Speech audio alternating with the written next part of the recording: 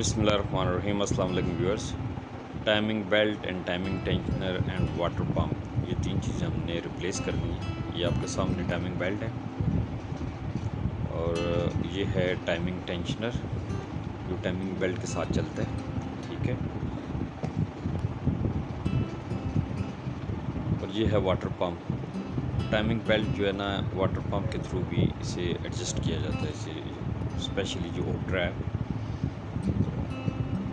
अब ये रिप्लेसमेंट में आ जाते हैं। सबसे पहले हम इसे वाटर बॉडी को इंस्टॉल करते हैं।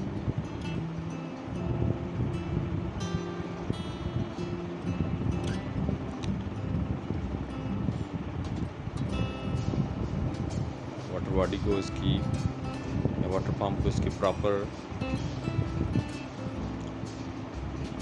फिटिंग में रख दिया गया है। अब इसे ये है टाइमिंग टेंशनर या टाइमिंग बैरिंग, इसे भी फिट कर रहे हैं।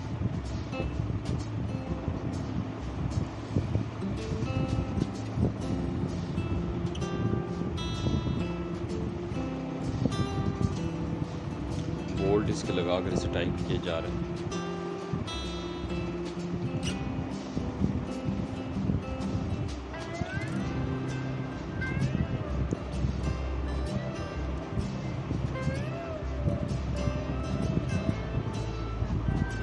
बोल्ट लगा दिए गए हैं। अब ये